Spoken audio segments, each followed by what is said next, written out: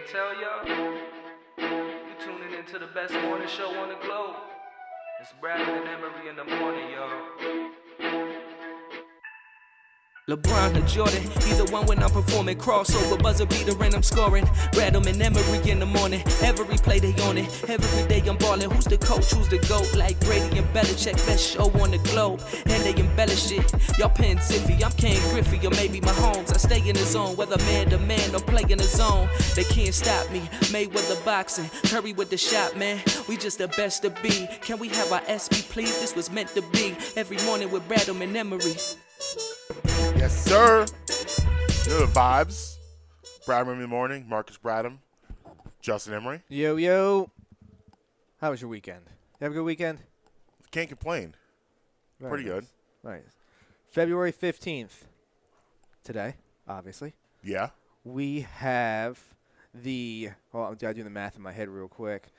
56th anniversary of Canada adopting the maple flag. Wow. The maple leaf flag. Look at that. Yes. We had a major anniversary yesterday. Kanye West, The Life of Pablo, turned 5 years old yesterday. Oh, really? Yeah. One of the most, in his discography. I'm a big fan of Life of Pablo. Me too. I just didn't know what day it came out. I think that's probably the most underrated album of his whole disc. Maybe you could make an argument between that and Yeezus, which one's more underrated. But I was a huge Life of Pablo guy. Another thing about that album that was revolutionary is The Life of Pablo is one of the first albums to be focused on streaming. The streaming era kind of was launched with Life of Pablo. Okay. And because that's how I got Tidal in the first place, is you couldn't get the album unless you had Tidal. Like, Tidal was the first people had it. Tidal had it about, I'm going to say, a month to 6 weeks before it was in stores. They did do hard copies of it, but they staggered it where you got you had to stream it first if you wanted to hear it, or you had to wait till March whatever to go buy it, and it was limited copies in store. Okay. And then that was kind of like the first of the streaming type of music, and then now it's funny to say that 5 years later, because now everything's streaming. You don't really get hard copies of anything anymore. I couldn't tell you when a single album came out. No, really, not one. Can't tell you any. I can tell you the year and the time frame, but I can probably get down to the month. Right. But I cannot tell you when a single. Yeah, not one. You think of the songs that like Father Stretch My Hands, Archlight Beam, Fade, FML, Real Friends, No More Parties in L.A. No More Parties in L.A. 30 Hours, St. Pablo. That album, and I mean, it kind of like, because streaming was so new, I think that like, if that album that came out in like 2018 is looked at a little bit differently and more commercially successful, but I think because the way it was a weird 2016. launch. Yeah, it was a weird launch because of the newness of streaming. Like, people were kind of like, and all that. So like, it wasn't launched, I think I would say, properly. But like, if that album came out like 18, 19, 20, like when streaming was a thing and a major thing, I think that would have been one of his more successful commercial albums also. Right. A couple other things happen. 1903, the first teddy bear goes on sale. Did you have a teddy? Oh, yeah. Actually, the big toy I had when I was little was actually Cookie Monster. Okay. It's still alive somewhere. I'm not sure Teddy where Ruxpin still a thing when you were a kid? I don't think so. So Teddy Ruxpin was like, it was a teddy bear, but it had a slot in the back and it had a cassette tape, and you put it in there and Teddy Ruxpin would tell you a story. Now, this was great in the daytime, but at nighttime it get a little creepy. Because I can imagine that. Like you remember the Chucky dolls, like the 80s toys, like the heads would be moving all slow and the eyes be moving all weird. Give a child a little bit of a nightmare. But yeah, teddy bear was. I had until I was in like, I'm gonna say 10th grade. I had a stuffed animal Peanut. It was a peanut. I just call him Peanut. I took this thing everywhere. I went on like a summer camp, whatever like that. Peanut came with me. You had a Peanut? I had Cookie Monster. I'll tell you a quick story about Peanut. Okay. At this summer camp, right? Right. They decided to play a prank on me. Took my Peanut. Ooh. I had no idea where Peanut was. I was panicking. I was upset. Peanut, that was my guy.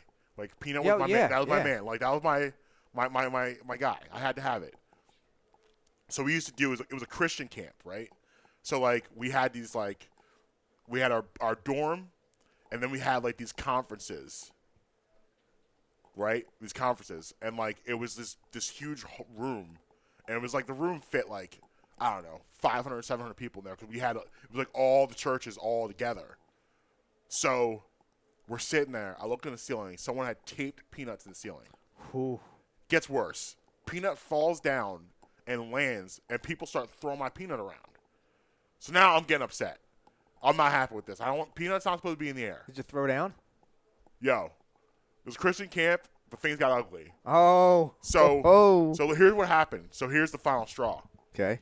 This kid was across the aisle, stands up, takes my Peanut, the legs, and rips it. Bro, I ran full speed and speared the kid. They have to. I had to do it for the culture. And he had no idea that a 200-pound black man was coming at him, but it was happening. You dropped them. I dropped him. Have to happen. And then Justice for Peanut. But this got me some sympathy votes because, like, see, when I claimed Peanut, how upset I was. Like 25, 30 girls like, oh, are you okay? It's like, no, I'm not okay. My Peanut's hurt. I had a girl volunteer. She's like, I have a sewing kit.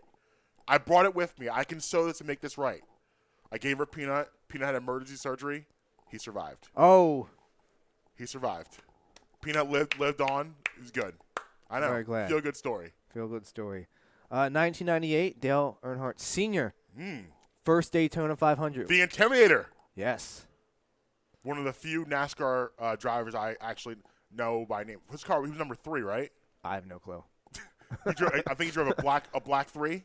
I don't know. I know Mario Andretti, Michael Andretti, Dale Earnhardt Sr., Dale Earnhardt Jr. Wait. They're Indy. Yeah. Yeah, but they're still drivers. Same thing, right? It's interchangeable. I mean, Mike would be upset with us for saying that. I don't know. It's the same thing. Whatever.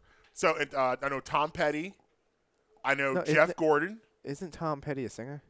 He's also a driver, too. Oh, okay. Like the same person or a different Dick Tom Trickle. Petty? Wait, is this the same or a different Tom Petty? No, different guy. Okay.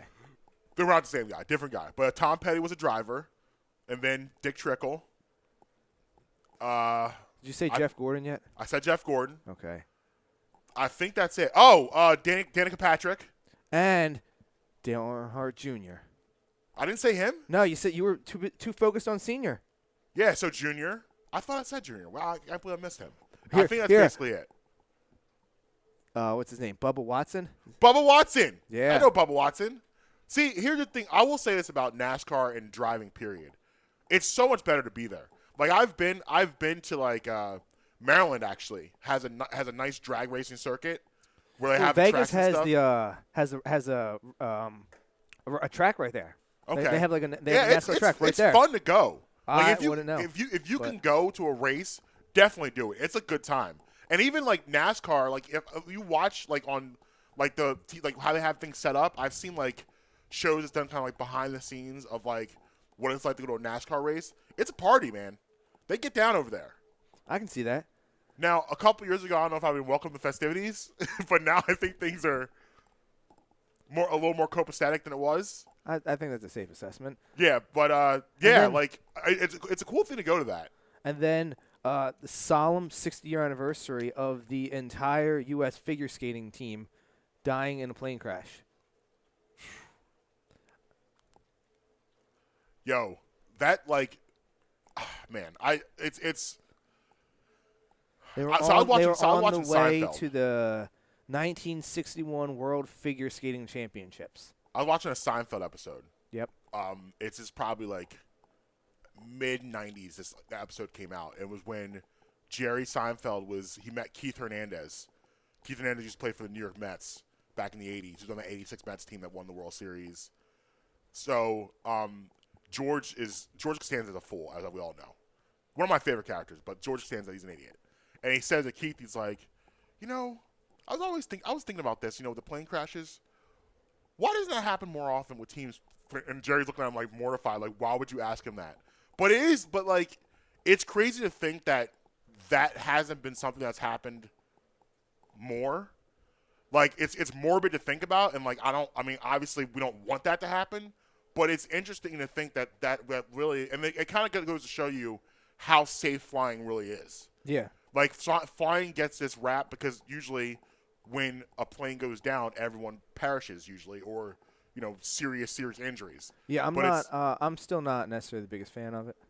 Well, no, because again, like I just said, it's if something goes wrong, you're probably going to die, right? But, like, you look at a plane compared to a car, planes are way safer than cars. No question. Now, yeah, I mean, that's what they always say. That you're right until you're that person that's involved in something, and then you're obviously, that's not what you want because you have a very low survival rate if a plane goes down. Where a car, you have a very good survival rate. Yes, and then also today is. Oh damn! You're just rolling them out today. Well, no, we're going rapid fire. What is this? Today is National Gumdrop Day. What? I don't know. What's a gumdrop? Like like a gumball, like a little gumdrop. Oh, like the ones from the machine? Yeah. I hate those things. First of all, I hate them for you just crushed my spirits. I hate them for two reasons. Number one, I never get the flavor I want when I put my hand down there. And number two, and I think we all can relate to this. Because like they should have a sign saying, "Hey, when you turn and you open, make sure your hand's ready to receive the gumball or it will hit the floor." How many gumballs have we lost because it's hit the floor in a dirty grocery store, and you can't eat it off the floor because your mom won't let you? Oh, and it bounces, and it just keeps going, and you're just sad. And then you look at your mom again, and you're like, "Yo, mom, do 25 more cents?" She's like, "No, we're going." Mom, I lost my gumball. I need another one now. That's why I hate it. And you can lose a whole bunch of them too, and then it's even worse. Like they also have those machines that have the candies in it. The ones. Oh, what are they called? I don't know what they called. Maybe they look like Mike and Ike's. They're not Mike and Ike's. Runts. That's what they're called? Yeah. Runts? Yep. So like so you put your hand out and they give you like 35 of them, Yep. but you only have one hand out. I have one hand. I'm not ready. I'm twisting. I got my hand out. It's going all over the place. It's a mess. You gotta get. Yeah, those machines. Yeah, exactly. Those machines were not made for children. Really, what should happen is, and I don't know why parents didn't do this.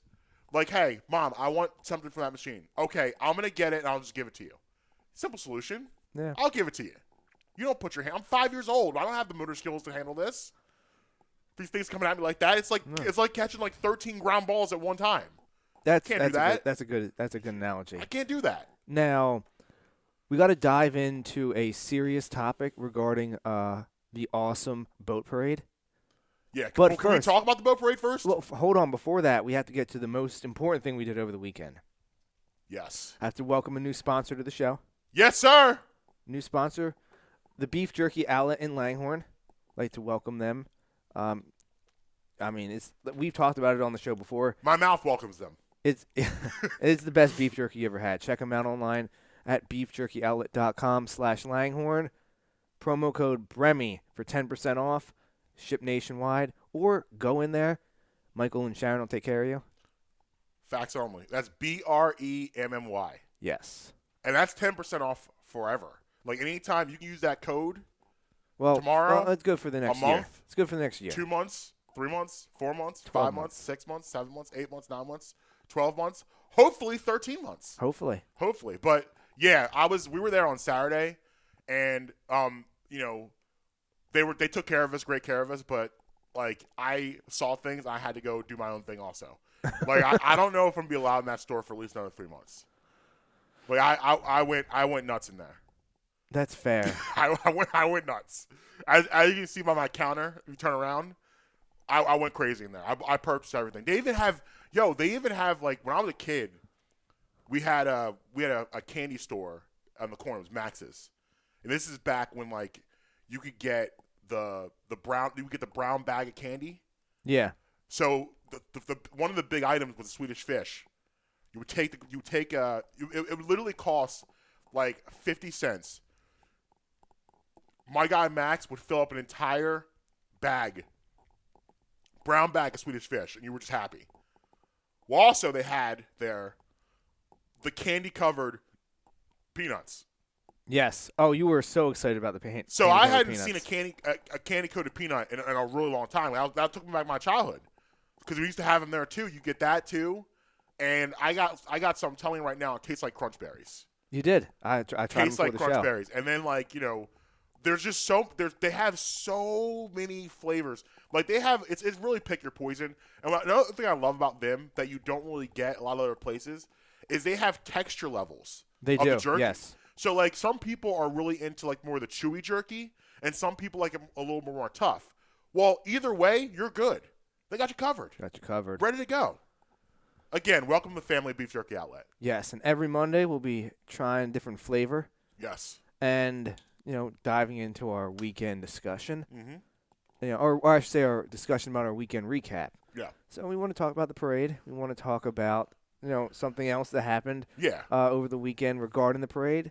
Let's dive into what this flavor is real quick. All right. So this week is You're finally getting it. this is finally happening. I'm super excited.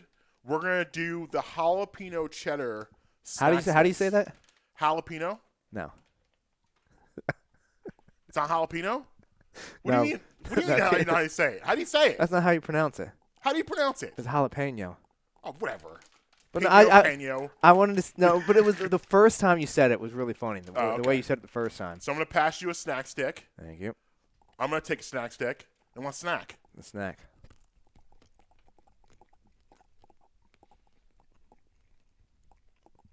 Yep. Mm-hmm. Now, This is stuff. I hope that every warm weather team that wins a professional championship, or I guess depending if it's the NHL or the NBA, as long as it's a city that has, I guess, waterway access. Yo, This boat parade. hold on a second. Okay. Let's focus. Let's stay focused for a second. Pass These me that would- bag. These would pair nicely Mhm. with some sharp cheese. Mm-hmm. And you know that sharp cheese? This guy right here. Do you? Yeah. Yeah, we'll have to get that out on a break. Because this is like, you're going to need to put this with some cheese. Mm-hmm. This is like, I feel like I'm eating right now a professional Slim Jim. Yeah. This is a PhD Slim Jim. This is what this is. This Slim Jim went to medical school. Yeah. Like, this is a successful, like, Slim Jims by itself, they're kind of like a, they maybe went to high school, maybe got a GED. They probably grew up with Kyle Kuzma. Yeah. Yo, did you see alternative Kyle dunk on Michael Porter Jr.'s head last night? No. He had a putback dunk that was mighty impressive. Did he? Yes, right on his face. But anyway, We'll get into heavy. So we have some heavy Sixers. Well, and I have a question that I caught on NBA Twitter yesterday Okay. that I really had to sit down and think about the answer. Mm-hmm. And my answer, sir, now I believe that you and I will be on similar thoughts about it, but the NBA world, I'll say it with sharp cheddar. Okay. Yeah, that was really good.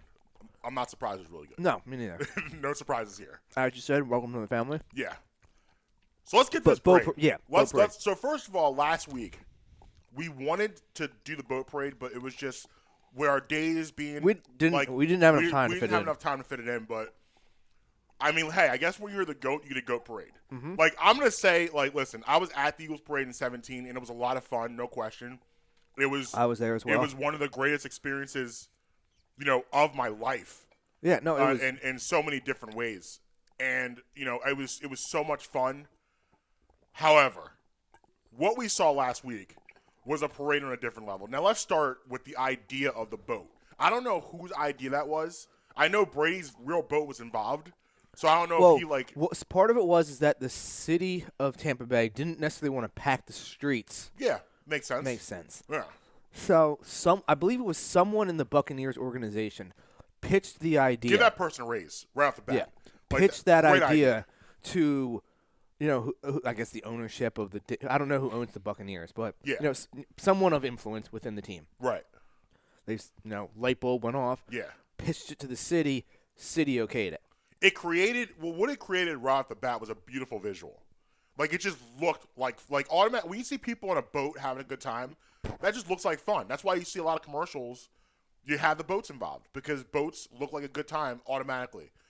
and then you combine you put Gronk on a boat, like you got Gronk on a boat. Like that's gonna be great. You know, Bruce Arians was having his fun. You know how Brady gets down. You know how Brady yeah. Do you remember the Pacquiao Mayweather fight? Brady, Gronk, and Edelman pulled the ultimate power move. That was the same day of the Kentucky Derby. Yes. So they started the Kentucky Derby. What I believe also was involved was Danny Amendola. Okay. I mean, I kind of consider him. It was you had like half the Patriots offense though. Yeah, but right. I'm familiar with what you're about to say. Amendola is kind of like he was there. But I bring him up because he's legendary at the Kentucky Derby. Okay. That's why I mentioned him. I didn't realize he had a Kentucky Derby reputation. Oh, he has. My fault, Danny. That's my bad. No, he's That's known my bad, for running through the Kentucky Derby. Okay. So they start there at the Kentucky Derby, right? And like they're partying there. Hop on a private jet to Vegas to go to the Pacquiao Mayweather. Dude, Brady walks in. It's nighttime.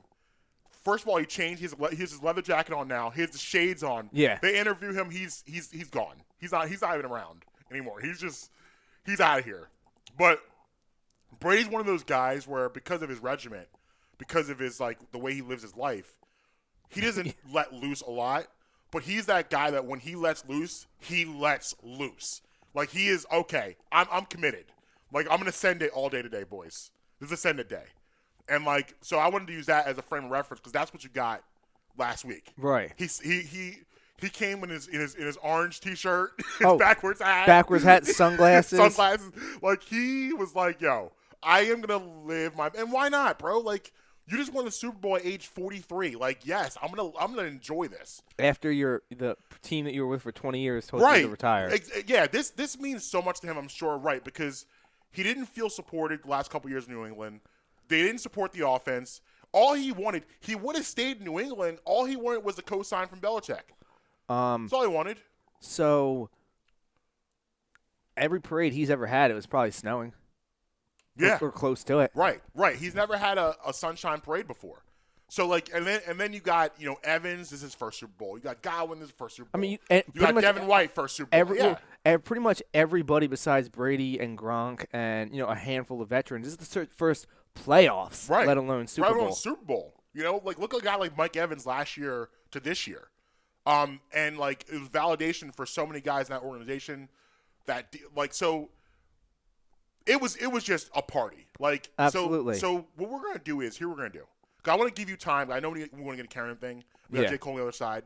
We got to put a pause on this, and I just want to make sure we know that we're gonna come back to this. So we're gonna stop in a couple minutes talking about this, but we're coming back to this after J. Cole because this is gonna need to. We really need to get into this. I hope there's more boat parades in the future. There has to be. Like, I understand. The Eagles couldn't have done a boat parade. Right. I get that. Like, not every team can do the boat parade. The Sixers can. The Sixers can do a boat parade. The Flyers could potentially do one. The Phillies not so much because it's more like late October, early November. Yeah, it'd be cold. Yeah, I would want to see the Sixers on Boathouse Row. I'm in. Oh, you want to go? I'm saying I want to take them down the shore. That would be legendary. If shut down the boardwalk, yeah, that would be sick. Oh my gosh, that would be amazing. Like you would need one of the shorter beaches, so you need something like Atlantic, like Wildwood. Their beach is too far. Yeah. Or like the boardwalk is too far from the water. You won't be able to get a great look at it. You need something closer, like Atlantic City. Yeah. Or Avalon's down the closest. Avalon, yeah. Stone Harbor, anything like that, where you got to be closer to. You're gonna need, I think the best case scenario. They do their beach weekend like that in Seattle. Yeah. So Seattle would be a nice location because like Seattle is. They have a little bit of a built-in audience there already. Right, and Seattle has a nice nightlife down there because it's on a dry beach. Yeah. So. I never gave Ocean City this option. They can't have it because you need the.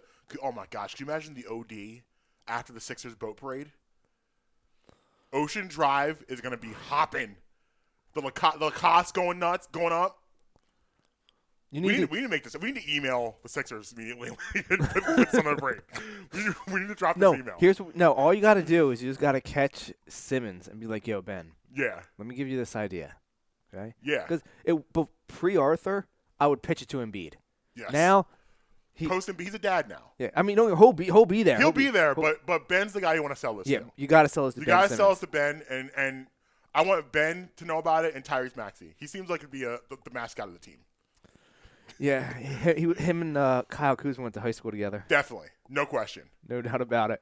All right, so listen, we're going to take a break. On the other side, we're going to talk some food with J. Cole. But remember, like I said, we're going to get back into the boat because there's something that happened over the weekend regarding this parade we definitely need to talk about. We're also going to talk some heavy Sixers today. We got the best in the East versus the best in the West tonight. We're going to and I'm going to need some apologies from the local media. I'm going to need some apologies. Brad with me in the morning. Marcus, Brad, Justin Emery. We'll be right back. Hi, I'm Marcus Brad. I'm here to talk to you today about Uncle Mike's homemade ice cream. USA Today selected Uncle Mike's as the best ice cream parlor in Pennsylvania. Uncle Mike's is a family-owned and dedicated to the production of premium quality gourmet ice cream and sorbet. Made fresh daily on the premises using the highest quality ingredients available, Uncle Mike features over 30 unique delicious flavors offered in scoops, sundaes, shakes, and special order ice cream cakes and pies. Uncle Mike's homemade ice cream is located at 537 York Road in Warminster. It's open all year round, serving you happiness one scoop at a time. Hi, I'd like to talk to you guys today about my friends at Amy's Pizza. Amy's has a plethora of pizza for your munching pleasure, specialty pizzas such as Hawaiian, margarita, taco, and plenty more. If the sandwiches you're into, they've got those too. Cheesesteaks, burgers, hoagies, even gyros. Amy's offers pickup and takeout options, but they are also available on Grubhub. Amy's is located at 332 York Road in the heart of Hatboro. Call them at 215-957-1000. Again, that's 215-957-1000.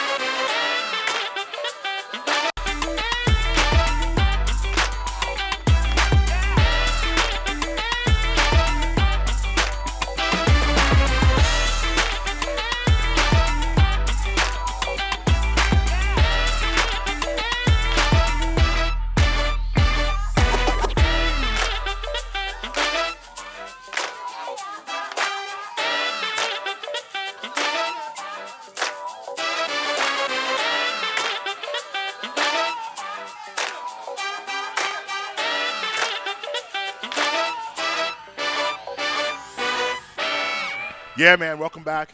Brian, Mimi in the morning. Marcus Brown, Justin Emery. Made that power move for the sharp cheddar. Yeah, over there slicing and dicing on the commercial break, making sure we're ready to get our cheddar on. Yeah. Like we said, Jake will be joining us in a second. Yeah. So let's get back into the parade briefly, and when J. Cole comes on, obviously we'll go to him. So yeah, like, do you look at places like L.A. would be a good spot to do something like that? That would be fun for Really, them out LA. there. Any team that like the basketball, San Diego. yeah, the for the basketball Padres. teams. If you have that option, if you're near water, any of the basketball teams, You can do it because that's in June or July. But I don't know about you, and I think you're being inside of this too. I enjoy the fact that these guys are enjoying themselves. But I think that's awesome. Like I loved when the Phillies had their parade in 2008, how they were just chugging beers on the float. Like that stuff's cool. World to me. champions. You deserve it. Chase Utley. Right. You worked so hard to get to this moment. You worked so hard to get here and to do this. And, like, you are now in position to celebrate what you've done. Yeah. And you should go all out for that. Like, these guys make so many sacrifices. They sacrifice their bodies, the mental preparation, the exhaust of the entire year, then going through the playoffs and everything you have to deal with to get ready for that. Yeah, absolutely. I would rather you be on that side of it than be on the other side of it, allegedly, like Don McNabb, who's celebrating before he even plays a game, allegedly. I would rather be on the other side of that where you celebrate after the win, not before you play the game, after the win. Usually that works. That's usually how it's supposed to take place. But you do have those stories, too, where guys have a hard time handling Super Bowl week, and well, listen, I'm sure a lot of guys go out, but not this year, obviously, because of COVID, but before a lot of guys go out during Super Bowl week, but obviously you don't want to do the night before. We've had the incidents where guys have gotten caught doing things. Well, there's what's Rodney Harrison, safety from the Patriots. Yeah. He said in an interview before, he's like, Coach would take us. He used to take us down. Belichick obviously would take them down wherever the Super Bowl was. 2 weeks before, though, so they were down there the whole 2 weeks. Yeah. And what that was is that he's like, week one, it was, make sure you work out and everything, but enjoy the experience with your family. Mm-hmm. That second week, it's business time.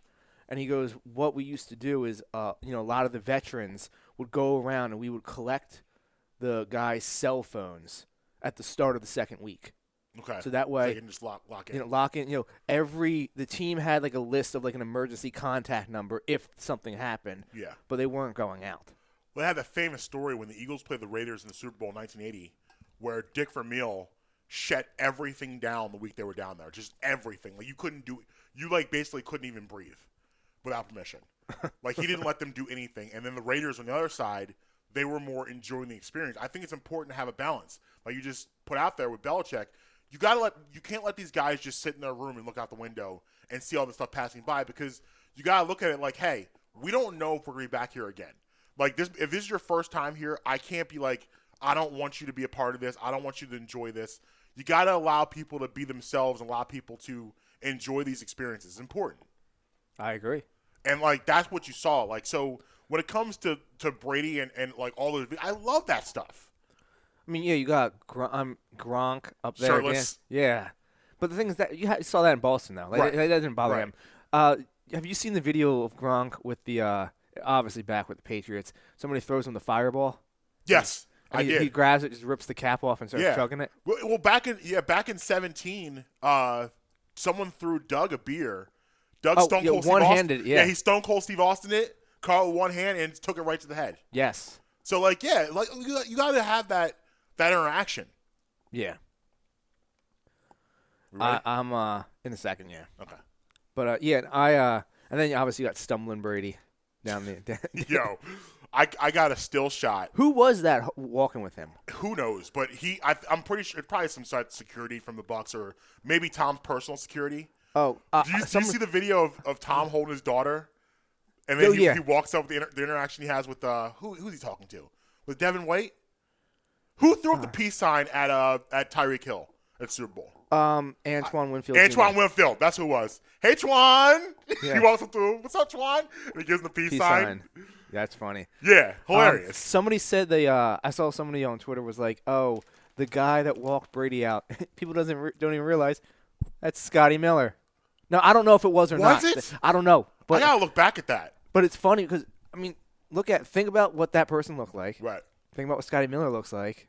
It wouldn't be. Yeah. Oh, good assessment. Good assessment. Yeah.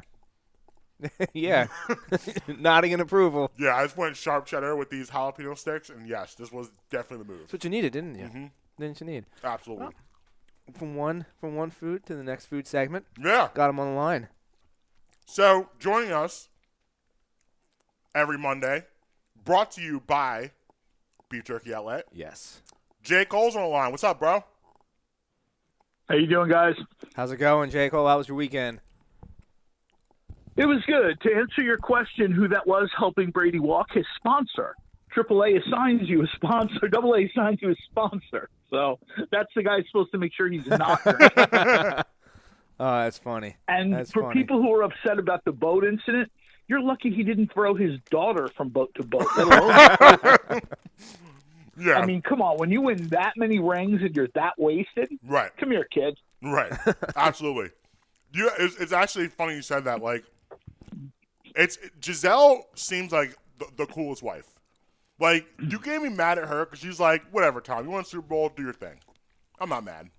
This is what it is. Well, she's, I guess the UK used to call these wags before we did, right? Mm-hmm. And there's like a wag culture. Mm-hmm. And I think part of that wag culture is you just got to be able to roll with stuff. If you can't, Right. you're not going to make it. Right.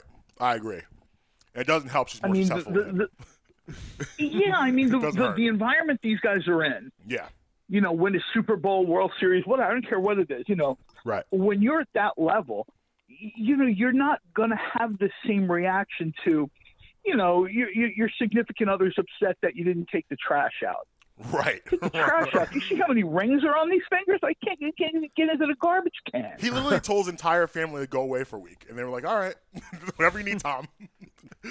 Everyone go. I mean,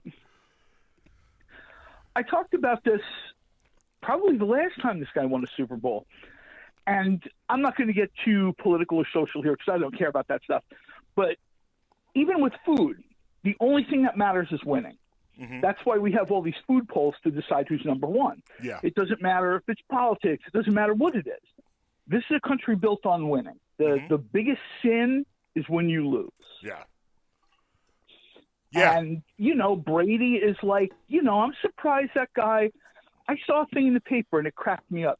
And people said Trump had a chance to lock this thing up. He cuts Pence.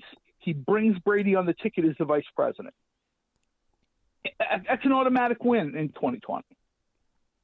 He chose not to do it, but Brady has the aura of winner. Yeah. He just does. Yeah. Absolutely. And I know people hate him, and that's partly why in wrestling, I love when the heel goes over because, the Marks get so mad. Yeah. It's the same with it's the same with this Brady wins. I mean, come on, there's one trophy in 30 teams, 32 teams, whatever. Most of you guys are going to be upset and disappointed every year anyway. Right. Maybe not Eagles disappointed, not Howie Roseman disappointed, but disappointed, right? Right. And I'm just like, you know what I mean? You guys are so mad. Of course the guy won. We had this conversation last week a little bit about, and I posed a question, why do people hate Tom Brady? And it's interesting with him because he has kind of it's kind of like a psychological, like a mind trick. If you think about it, like he really is the ultimate underdog. We don't look at him like that now because he's won so much in the pro level. But if you go back to his background, he wasn't supposed to be here. And you look at that picture somebody tweeted. Somebody had the picture of like his combine picture. Yeah, the one. Yeah, and he looks right. He looks like a kid you would send. He looks like the go get it kid. You know what I mean? Right. Use another wrestling term. He looks like the go get it kid. Yeah. Go get me a bucket of chicken. Go get me a case of beer. He doesn't look like the guy. Right. He looks like the guy holding the guy's bag. Exactly. He was never supposed to be that. He wasn't drafted to be that. Like he was a place filler, and he was a, again the wrestling term. He's edge. He's the ultimate opportunist. He took advantage of his moment. Yeah. But listen, it's 100% true. Listen, I want to talk to you about something that's been bothering me now for about a couple years. It's been bothering you for a while. I've been seething over this. So I'm going to make a blanket. I'm going to make a blanket statement, and I'm sure you'll be able to find some exceptions to the rule because you know more than I do. But I have discovered in my years that I feel like Pennsylvania is an awful wing state.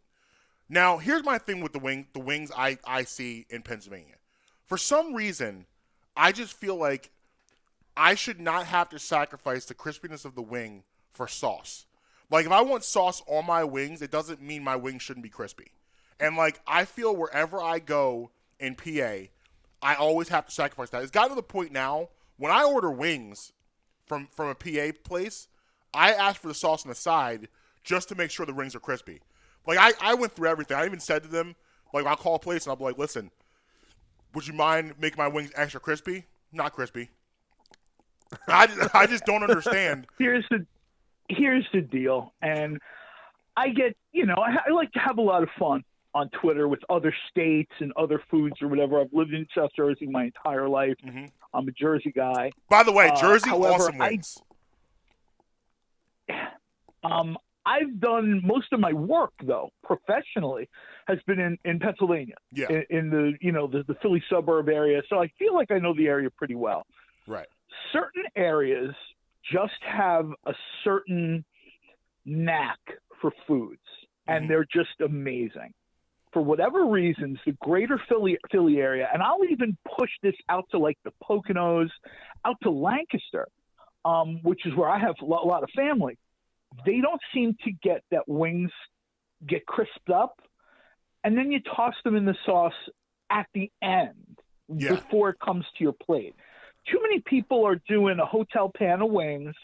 They're sitting in the sauce, and then they go under the salamander for like 90 seconds when you order them.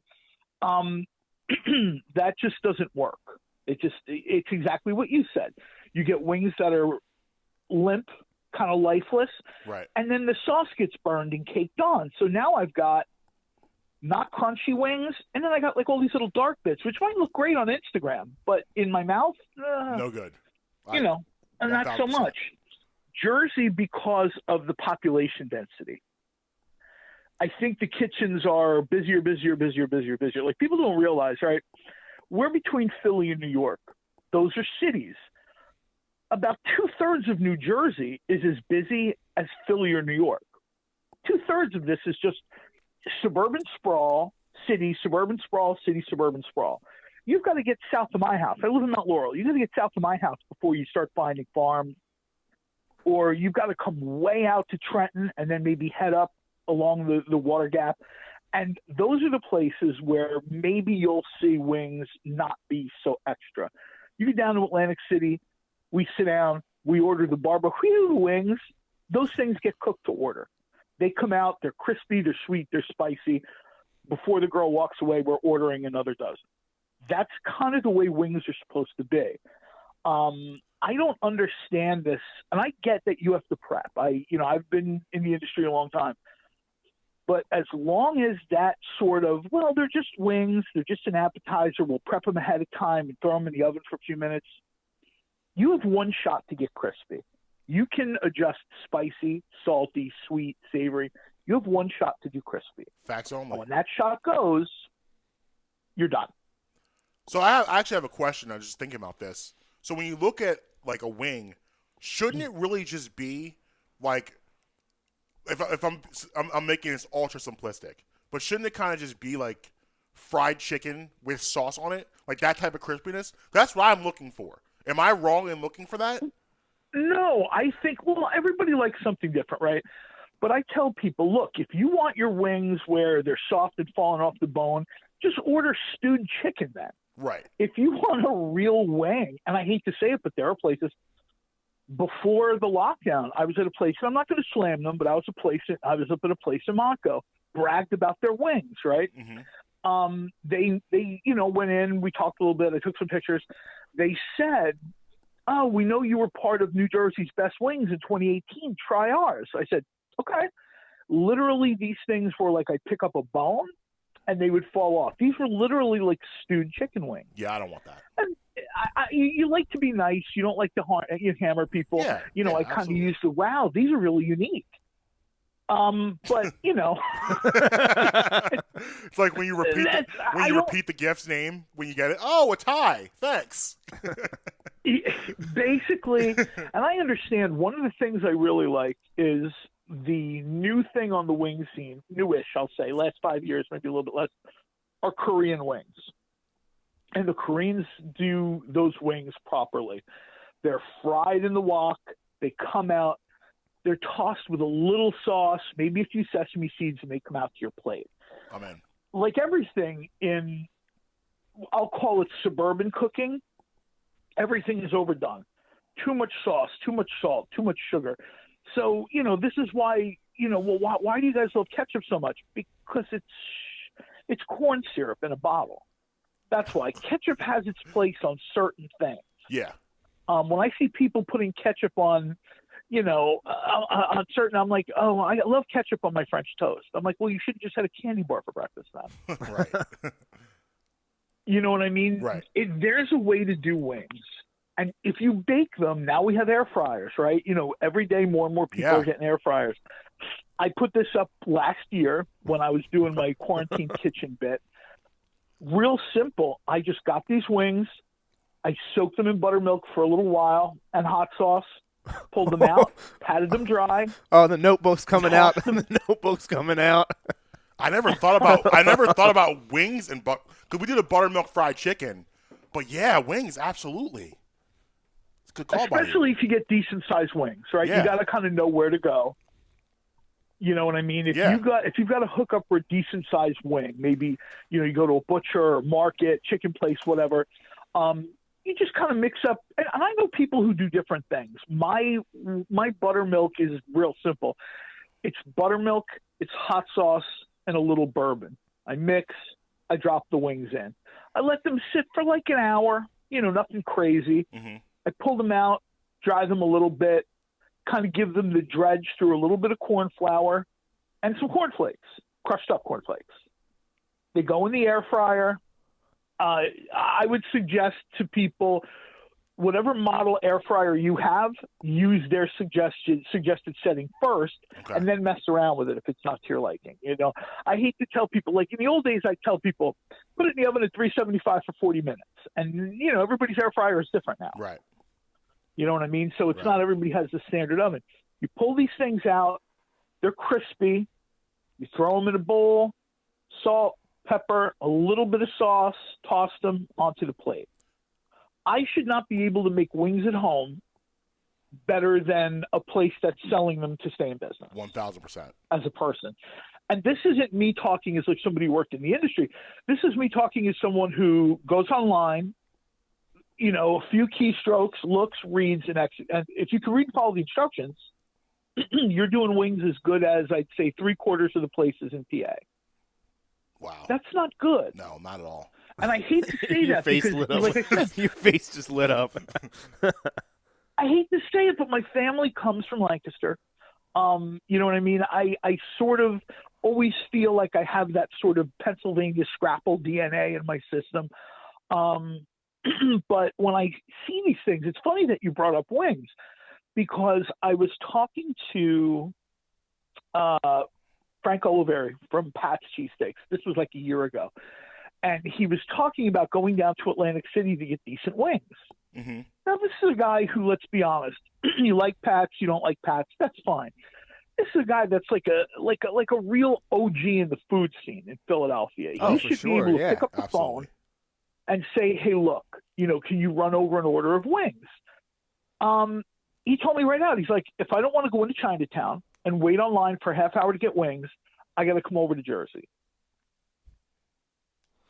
And this is a guy who, you know what I mean? That's quite an indictment. I'm not trying to put major indictment. That's quite the indictment. And I'm not trying to put words in the guy's mouth or anything like that. But we were at an event for we were at Burger Brawl. I remember this was like a year or two ago. And from Burger Brawl, him and his crew were shooting down to I think it was Wingcraft in Atlantic City. So they could basically get, and I'm sure there was going to probably be some card playing, some dice rolling, some chip spending. That's kind of how that guy rolls. But the truth is, he shouldn't have to shoot down there to get wings. That should be like Absolutely. low on the list. Absolutely. We've talked about this. Justin and I talked a little bit about this on Twitter. There's reasons you go to Atlantic City. Yep. Wings shouldn't be one of them if you live in the Philadelphia area. Right. Two things. Number one, if you do not have an air fryer, get one. I actually MVP move for Mother's Day last year. Bought Amber an air fryer. Didn't know I was buying myself a present because it's worked out in my favor big time. The air fryer is something we use at least 4 to 5 times a week. Like it's amazing for everything. It's one of the best purchases made in this house. Number two, before we get to food felonies, give me 2 places in Pennsylvania, 2 places that are acceptable for wings I need to go to, and everyone else out here. Help us out. Now, here's the deal. I'll be honest with you. If crispy is your thing, Yes, it is. if we can nudge him to make them, our buddy Mike down at Mike's Barbecue 215 does these crunchy smoked wings that are delicious. Oh, okay. But Facts. let's be honest. Facts. You know, I know you guys know his joint. Yeah. You see what he makes. He didn't have room in the smoker for chicken. Right. You know, he's got the T-Rex ribs, and then the next time he's got, brisket going out the door, and then sometimes he'll do smoked cheesesteaks. Right. He's got no room or time to do chicken. However, if you can get him to do chicken, maybe as like a, last out media super order or something, he can sort of, Right. maybe try to kind of get that going. Or I'll tell you another place who, if you tell them how to do the wings, and I get accused of this a lot, and I've told this story before, and it's very much a true story. In my will, there's a provision after my funeral for everybody to go to McGillen's and have a drink on me. I've talked to the owner before. We've worked out how it's going to go. McGillen's is one of those places where nobody talks about their food too much, right? Right. If you tell them, I want crispy wings with a little sauce, that's exactly what they give you. Now, I'm certainly not trying to sell you on like the James Beard level quality of McGillen's, because let's be honest, it's not a bar, right? They're not there to sell you food. But I need to know of a place that I can consistently go to that if I say I want something spicy, or I don't want peanuts in a dish, or in your case, I want crispy wings. Don't be serving me, they will crisp up the wings in the fryer, and then they will just drizzle the sauce on lightly. And if you want a side of sauce, that's on you to get. And I remember, and they're not pretending to be, making up wing sauces or whatever, but they have a wing sauce they do, which is sort of like half sweet chili and half spicy, I guess. Ooh. And it's pretty good. It's really good. And again, when you just tell them, and again, I love McGillen's. Everybody knows I love McGillen's. The reason I preface this story with this, I shouldn't have to, my wing place shouldn't be an Irish bar. Yeah. You know what I mean? Agree, and yeah. a lot of times I'm hoping when we do these shows, maybe people hear it and they're like, oh, you know what, man, I am kind of screwing up my wings. Yeah, Because let's I hope be honest, this is it's a small amount wing. of chicken that people pay a lot for. I Being hope an what we've done the last movement. 20 minutes is there's been a wing intervention. And I hope people were on the couch and they sit here and don't take this as, listen, I'm not going to not come back to your place again. I'll give you a second shot, but we can do better here in PA when it comes to the wings. That's all we're saying. Just do better, please. If I want a crispy wing, that's it. I've judged food competitions in both states, and both states have high points, and both states have, well, you guys kind of need some work. Right. Wings, though, let's be honest, that's like that's a top 3, top 4 bar food order all the time. Facts. I don't care if you're a young guy. I don't care if you're old guys finishing from golf or whatever. You go to the bar, it's beverages and something to chew on. Yep. Wings are, what is the order? Wings, fries, onion rings, mozzarella sticks. Those Right. are like the top 4 or 5 things you get at a bar, right? Yeah, something you watch in the game, you don't have to take too much focus off the game. Yeah. Just bring me some napkins. Right. Bring me a plate. Let me get after it. Here's my credit card. Knock yourself out. Let me just enjoy the game in peace. That being the case, I'll tell you another place really quick where, again, you have to specify, but the Field House. It's that kind of big sports bar thing. We've across been the there. Terminal Market. We did a live show there a couple years ago. We had a couple shows together. Yeah, they have really good food. Yeah, I agree. They have good food, and that's a place where the The chicken tenders are very crispy when they have them.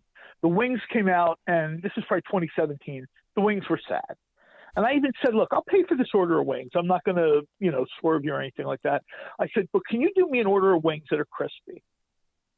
And then, maybe just drizzle the sauce. Right. And they came out, and they were perfect. That's awesome. Oh. All right, so listen. So I think part of it is you're 100% right. Yeah. But another part to try to mediate that until these places catch up and dial in is you got to be real specific. Talk to them almost like you're talking to a little kid. Yeah. I know that sounds condescending, but right. you know what I mean? I hear you. I don't have a problem doing that. So it's your money. That's what I tell people when they're like, I don't want to do that. Well, how much are an order of wings? Right. $8, $12, $13, it depends where you are. It's your money. Right. I'd rather you just leave it as a tip if you're going to throw it away than, get an order of wings.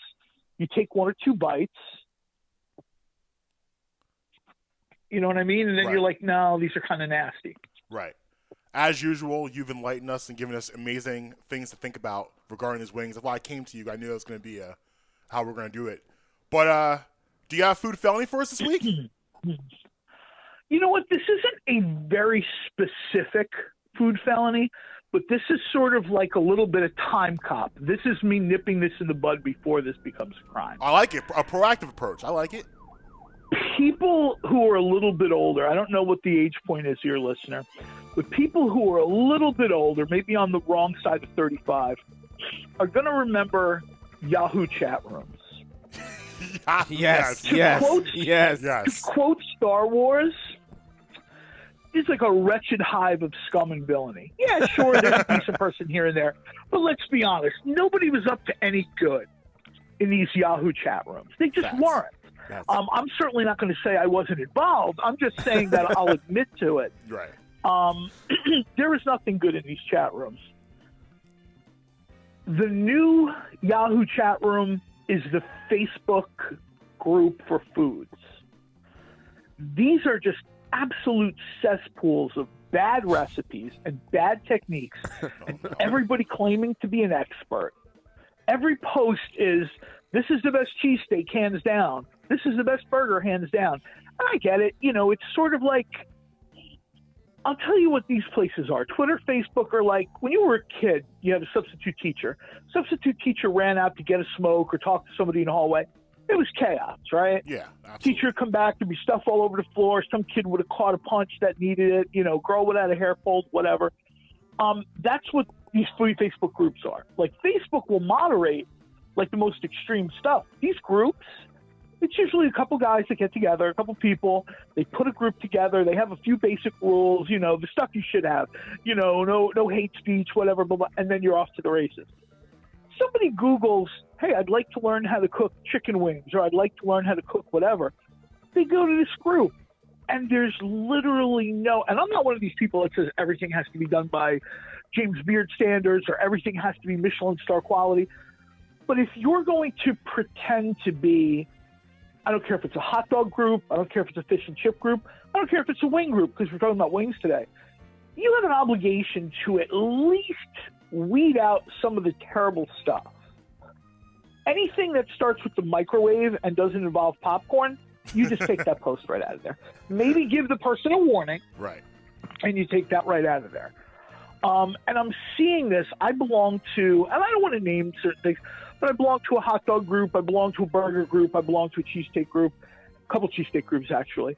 And what I see is shocking to me. I see, I understand everybody's got their favorite place for pizza, or cheesesteaks, whatever, right? And that's good. I love that conversation. It's a good, healthy conversation back and forth. When I see what people constitute as, well, if you're going to make a cheesesteak at home, you should do this. If you're going out for a cheesesteak in Philadelphia, you should be looking for that. And I'm like, hold on a second.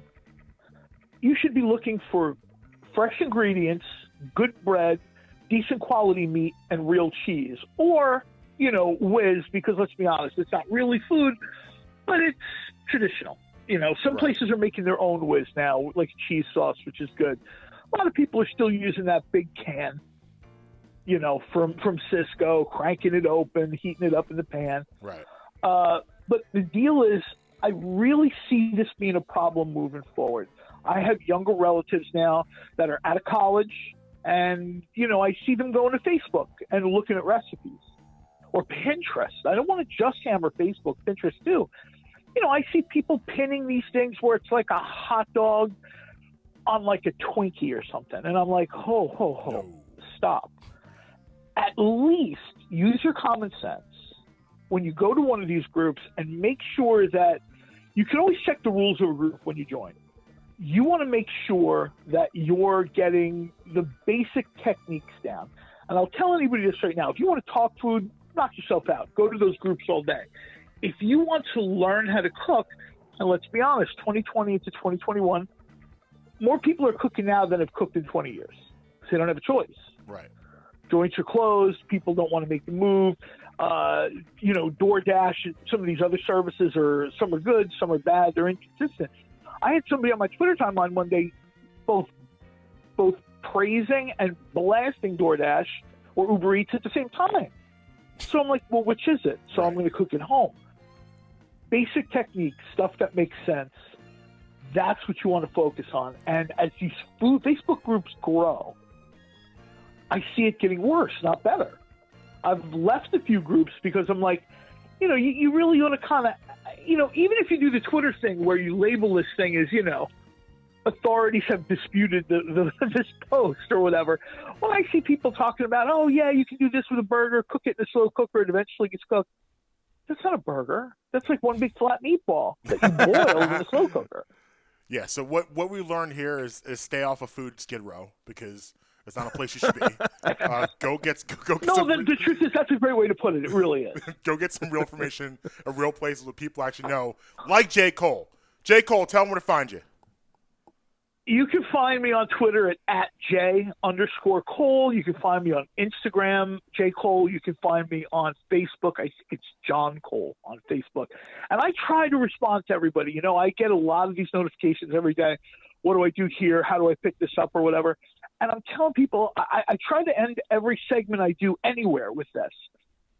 You want to be in the kitchen. You want to cook. That's a good thing. But if you don't have a positive experience, you're not going to do it again. Mm. We talked last week about the Super Bowl isn't the time for you to try cooking, right? We say the same thing at Thanksgiving and Christmas. You didn't develop a skill set overnight. I don't care if you're throwing darts or shooting pool. I don't care what you do in your life. You're a doctor, you're a lawyer. You aren't the real deal from day one. It's the same with cooking. Right. You got to learn the techniques and then get in some reps. And I think what happens is people go to these Facebook groups. Maybe they do like a screen grab and they do this and then they wind up with a pot of goo.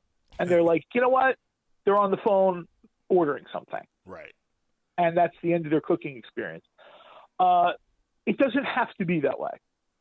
And it shouldn't be that way. And hopefully for the people out there, it won't be your experience. But listen, we appreciate. Let's be honest. Food's expensive. Your time is valuable. Yeah. I saw it. After Thanksgiving, I saw, oh, my God, I cooked all weekend and blah, blah, blah. And I spent all this money. And my family cut open the turkey, and it was like bright red inside. Oh God. No. Ugh. And I'm thinking to myself, so, yeah, they talked about how they wound up ordering from someplace in Chinatown, like Lee Health Fook or something.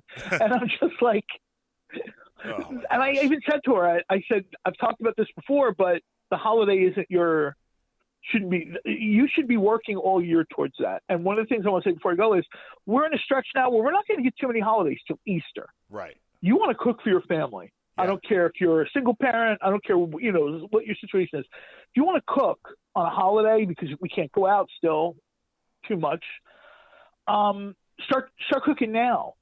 Valentine's Day is done. Yep. Everybody just drinks on St. Patrick's Day and March Madness. By the time we get to Easter, you'll have a few reps in, and you'll know what works and what doesn't. Facts only.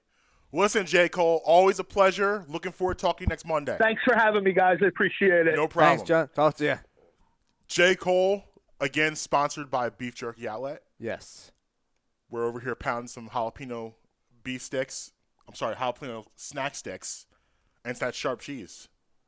Yes, sir. Going to town. And I got to thank J. Cole again for the chuck roast for the Super Bowl. MVP, Oh, yeah. MVP move.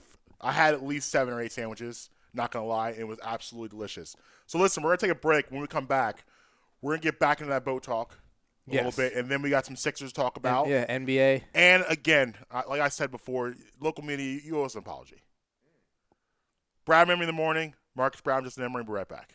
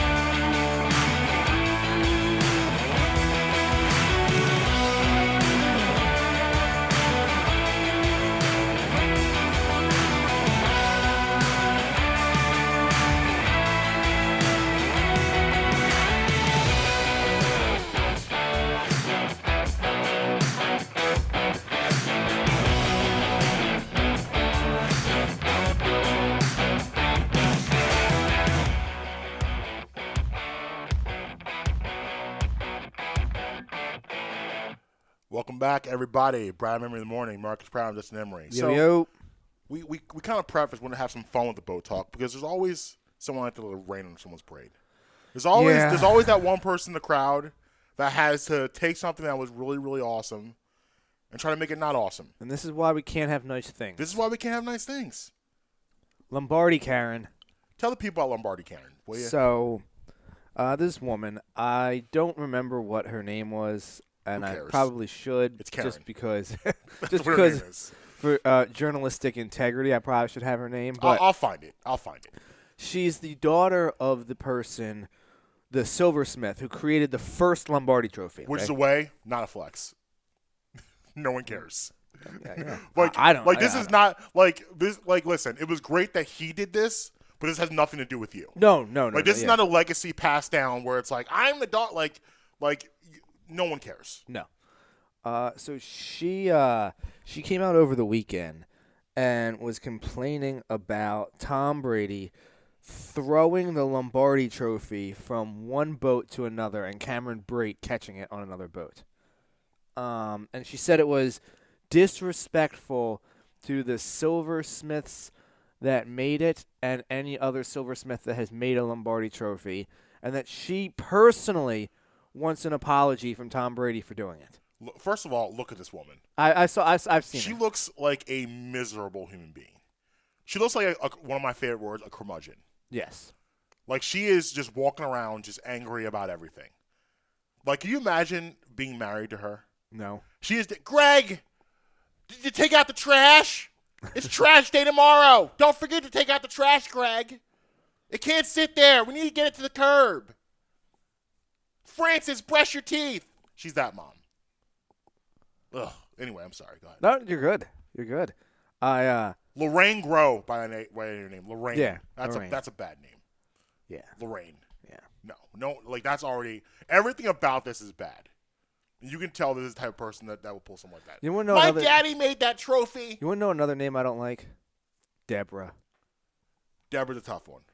There's not too many Deborahs that you want to have around. Yeah. But just back. So why? First off, do you think Tom Brady cares what this woman thinks? No. Secondly, does she know that they make a brand new one every single year? I don't think she was told. So, do you know what that means? That means Tom Brady has held 6 other ones of these. Right. Was she complaining when Gronk dented it, bunting a baseball? Right. I don't Yeah. I don't recall hearing anything about that. No, not at all. Does she not realize what the NHL players do to the Stanley Cup? They drink out of it. Can we normalize treating the Lombardi Trophy like the Stanley Cup? Please. I love like first of all, To the winner go the spoils, let me right? ask you a question. No, to the winner go the spoils. I agree, but let me ask you a question. Who do you trust more to throw Lombardi Trophy than Tom Brady? You know he's going to complete that pass. That's what he does. He's going to drop a dime. Cameron Brate, boom, got it. He's going to drop a dime. He was.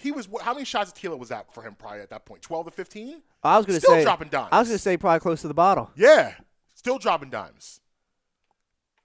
I don't have an issue with it. If you want to ingratiate yourself to the people, what do you do here? You say, hey, my dad made that trophy. He would have loved to see that. This is not going to make people happy. No. Especially, it's like people for the most part, I would say, you had some idiots about Brady being drunk, which was absurd. You're going to always have. He came out and he said that it must have been some avocado tequila. Yeah, or avocado something. tequila, yeah. And actually, for LeBron got in on and he was like, yeah, I'm going to be feeling like Tom Brady when the next championship. As you should. But it's just, if she would have said something along those lines, like celebrating, like, hey, that was really, I watched this, it was really cool. My dad would have loved it. Thanks, Tom, for loving the trophy. You deserve it. That's all we want to hear from you. We don't want to hear that you're, like... She wanted to make that story about her because right. she's irrelevant. Right, because nobody knew who you were. People all probably said the same thing I did. Who? What did you do? Her dad made the very first one. Which is awesome. It's a great accomplishment for your dad. But I'm saying not this one. Not right. this one. Not this one. And it's a great accomplishment for your father. This has nothing to do with you. Like, you were right. You were trying to live off of your father's accomplishment. He did that. You didn't make it. Were you in the room with him when you made the trophy? Were you holding the glue together? I would highly suspect if she was even born by that point in time. Did you have anything to do with the prototype? Is what I'm asking. No. Were you involved in any of the process to make this trophy? No. So this literally has nothing to do with you. Zero. Like, I don't know what you do for a living or what you're doing, but like, I highly doubt you're even on the board of the new Lombardi trophies either. I don't think anyone calls you and says, hey, Lombardi Karen, we're thinking about maybe trying out a new design. What do you think? What do you think the inscription should go on the bottom of this trophy? No one's calling her. You think anyone's calling her to say that? No. They don't. Shut up, Lombardi Karen. They don't even know her number. Lorraine. Yeah. Whatever you're doing, go back to doing that. Focus on being the best Lorraine you can be at whatever job you work at or whatever your career is. Focus on that. But Lombardi Trophy has nothing to do with you. Nope. Mind your business, Lombardi Karen. Yes. Lombardi Lorraine. Lombardi Lorraine. Mind your business. Love it. I co-sign everything. Yeah. So, I'm sorry. Continue.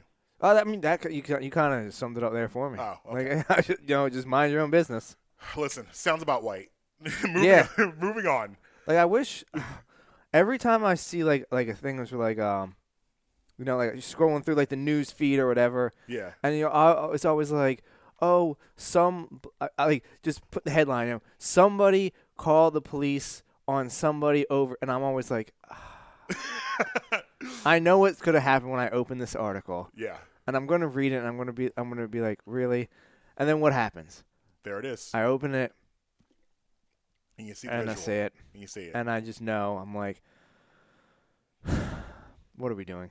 I ask myself that question every day. But let's talk some 76ers. Yeah, Should man. we do that? 2-game skid. Yeah. Now, I didn't catch any of the Suns game. I didn't realize it was an I afternoon watched game. the whole thing. Yeah, it was a weird. It was a 3 o'clock p.m. start. Yeah, I thought it was a 7:30. I didn't. By the time I got ready to check the game out, game was over. The kids were really excited because they've actually gotten really into the Sixers. Right. So like they were pumped up because I was like, "Yo, the Sixers are on now." They're like, yes, we get to watch the whole game, and of course they picked that one to watch. But it was. I mean, listen. Here's what happened. It was a close. It was back and forth. The third quarter, Sixers gained a little bit of control, and Devin Booker just did Devin Booker things. He went off. Ben Simmons looks good again. He's aggressive Ben. Aggressive Ben, give me that. Somebody was taking shots at him on Twitter, right, regarding the whole Devin Booker thing, and whatever her name is, can't remember it right now. Jenner. Wait, Kendall Jenner said something about this? No, because she's with Devin Booker now. Right, I know that, but someone said them. Someone's. Okay. I think it was. I don't know. It was a player. It was an NBA player. You want to get really messy? Well, first of all, let's. Somebody said, Devin took his girl and then dropped 36 on him. I did see that. First of all, Devin didn't drop 36 on Ben. That didn't happen. Ben Simmons didn't even guard Devin Booker the entire game. I think it was something. I think Ben gave up while guarding Devin Booker a total of 13 points and held him to like 35 to 36% shooting, somewhere along those lines. So let's debunk that myth right there. There was one ridiculous jump shot Booker hit in Ben's face. Talk a little trash as he showed because the shot was ridiculous. But Ben again played great defense on that shot. It just so happened Booker made a really tough shot. He's a good shooter. Now you want to get really messy in this situation. So Devin Booker and Ben Simmons were friends. They were friends. They worked out because Ben. I don't know if he still does, but the whole Ben Kendall Jenner thing happened because he was living out in L.A. Yeah. Now I don't know if he still has a house out there or not, but I know he was out there a lot the past couple years. So Devin Booker also, he's in Phoenix. He lives out there also. Devin Booker was dating someone else. They used to vacation together. Oh, I remember. Messy. So now Devin Booker said he's hanging out with Kendall now. Bad situation. Ben is now in this situation. Ben now knows how Blake Griffin felt. I bet Blake Griffin called and said, "Hey, not so funny now, is it, Ben? Same thing happened to you." Like you said earlier in the season though, players are talking crazy to Ben Simmons this year. They are. Jaylen Brown called him too small after the jump shot. People are feeling free to talk to Ben crazy now. But I do want to say the one thing I've taken away from especially the Phoenix game is this team is still really good. I still believe they're really good. They definitely are where they're supposed to be. They're so good that I almost don't like talking about them because I don't want to jinx them. You want to jinx it. Here's what they need, though. They need another bench piece. Yeah. Now they've been mentioned. They're starting Shake's been out. Since Shake's been out, they've been. I don't want to use the word exposed because I don't. No, that's not how I feel either. But they have clear weaknesses still. So here's what you're doing off the bench. When you take Shake, when you have Shake, I still think they need another bench piece besides Shake. Now, when you take him out of the equation, it's even more glaring weakness. Because here's the deal: Tyrese Maxey, while I do believe he's going to be a great NBA player one day, he's not ready. He's not ready right now. Then you have Matisse Thybulle, who I enjoy having Matisse Thybulle in rotation. I think Matisse Thybulle is a great rotational piece because his defense is so good. I think I want to keep him in rotation, but you can't count on him offensively at all. And then you have, of course, Mike Scott, who really shouldn't be in an NBA rotation right now. He's just not. That's not what he should be. Can Mike Scott be on an NBA roster? Absolutely. If you're trying to win a championship, Mike Scott cannot be in your day-to-day rotation. Let's be honest. He just can't. So you have that. And then we're going to get to my biggest problem with this bench. And a guy who I just, it's funny. Like, my 10-year-old daughter looks at this man and says, "Can you explain me what exactly Furkan Korkmaz does?" I looked at her and I said, "No, I can't." You have a guy, okay, Furkan Korkmaz, that's supposed to be a specialist, but is not special at anything. We've discussed How this. can you be a specialist when nothing you do is special? All right, let me ask you. Do you think that we might be able to see if let's see if Justin Grosso is available for tomorrow? Okay. We can try to address some of these issues that we're talking about. We can do that. We can see if I'll he's talk available. Justin. Because we addressed this Korkmaz thing before. We did, but I mean, I want to dive in a little deeper and his stats. Okay, so he's a 3-point specialist, correct? That's what he's supposed to be doing. I mean that well, no, hold on. There's a difference between what he is and what he's supposed to be. Okay, so to answer your question, is this what he's supposed to be? Yeah, he's supposed to be a 3-point specialist. So this is stats. This stat I got. This is from 2 weeks ago, but nothing really has changed. So in 17-18, his first season, he shot 29% from the three. Is that good? No. No. Now, by the way, keep in mind, 3-point field goal percentage, the average in the NBA is 37%. So 29% his first year. 18-19, 32%. Last year, he shot a career high 40%. But he was horrendous in the bubble for the most part. And honestly, if you watch him day to day, like he had a game where he had like 33 last year, which didn't make any sense.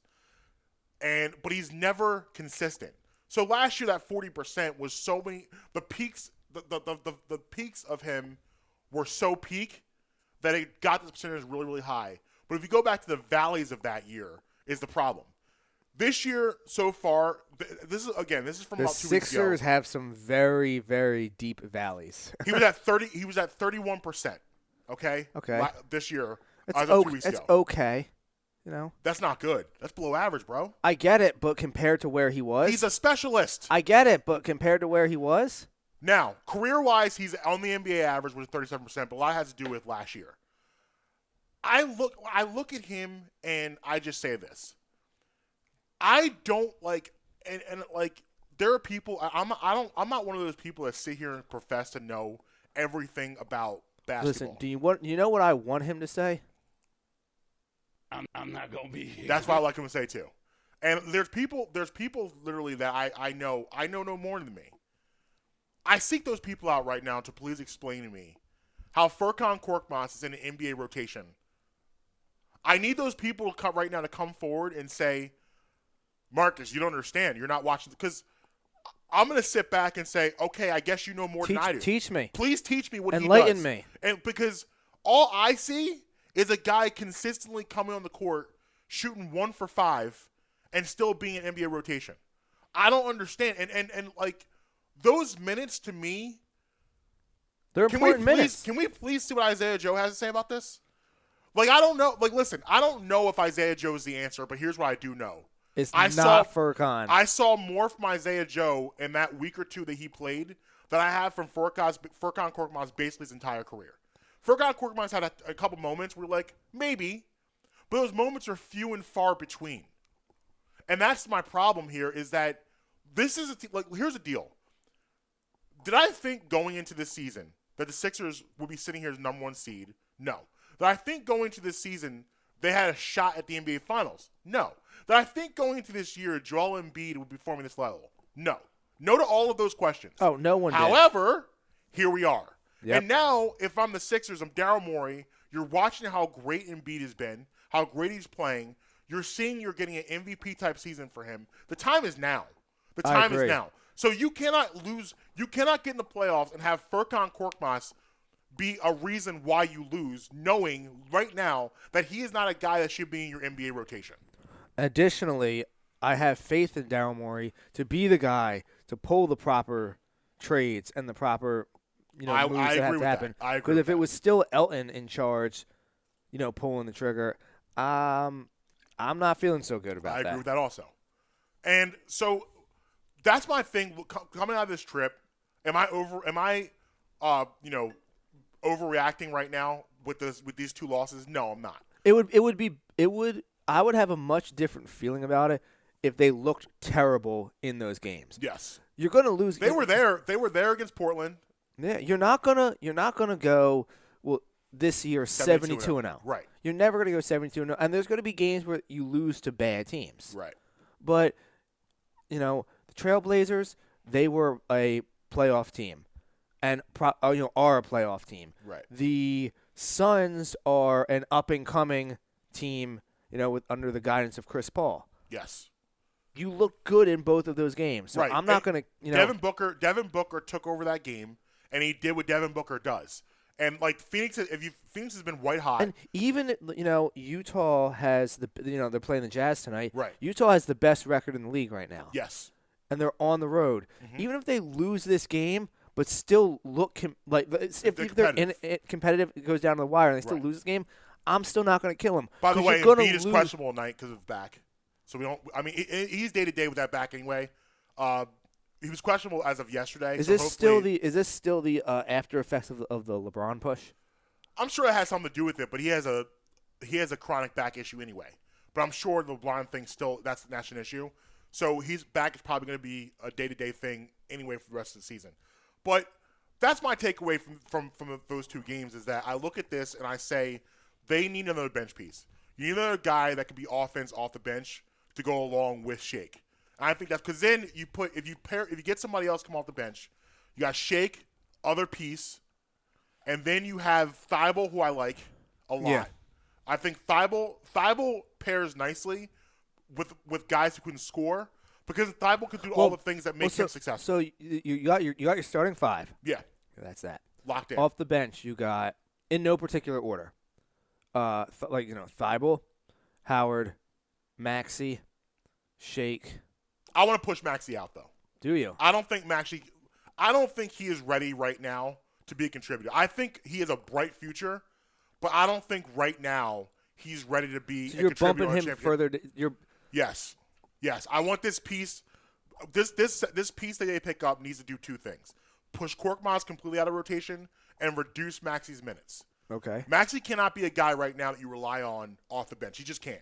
He's not ready for that yet, which is okay. The Sixers are good enough right now where you can carry a piece like that for the future and a guy that, okay, maybe next year, maybe the year after that. But right now, I'm getting greedy. Like I said, the Sixers have a chance to ruin the NBA. Yes. They have a chance to do something that the NBA doesn't want them to do. So let's take advantage of that moment. Let's go right now. So you need that piece to push those things out. Korkmaz can dress. Yes. That's all I want you doing is dressing. That's it. I don't want like garbage time. He's a garbage time guy for me.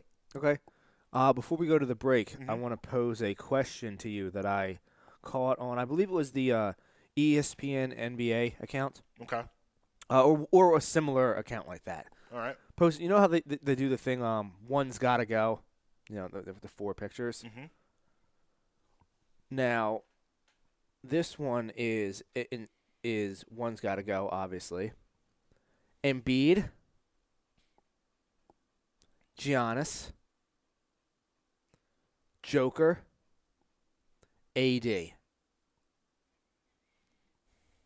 All right. Okay. Want me to answer on the other side? Other side. Okay. All right. Brad, I'm in the morning. Marcus Brown, just an Emery. We'll be right back. Hi, I'm Marcus Brown. I'm here to talk to you today about Uncle Mike's Homemade Ice Cream. USA Today selected Uncle Mike's as the best ice cream parlor in Pennsylvania. Uncle Mike's is a family-owned and dedicated to the production of premium-quality gourmet ice cream and sorbet. Made fresh daily on the premises using the highest quality ingredients available, Uncle Mike features over 30 unique delicious flavors offered in scoops, sundaes, shakes, and special order ice cream cakes and pies. Uncle Mike's Homemade Ice Cream is located at 537 York Road in Warminster. It's open all year round, serving you happiness one scoop at a time. Hi, I'd like to talk to you guys today about my friends at Amy's Pizza. Amy's has a plethora of pizza for your munching pleasure, specialty pizzas such as Hawaiian, margarita, taco, and plenty more. If it's sandwiches you're into, they've got those too. Cheesesteaks, burgers, hoagies, even gyros. Amy's offers pickup and takeout options, but they are also available on Grubhub. Amy's is located at 332 York Road in the heart of Hatboro. Call them at 215-957-1000. Again, that's 215-957-1000.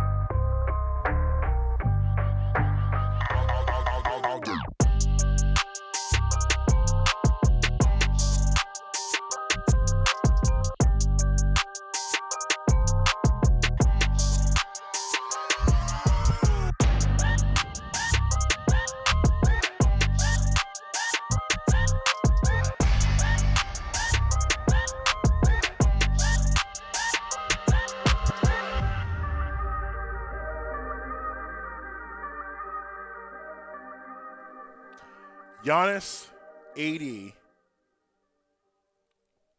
Embiid, Joker. Joker. Okay, so One's got to go. I think I'm going to surprise you with this answer. Okay. I think what do you think I'm going to say? I don't know. Okay. All right. So we talked about Giannis maybe 2 weeks ago, and Yeah. I stand by that. I will scream from the mountaintop. This is a hill that I'm prepared to die on. Giannis is a great athlete.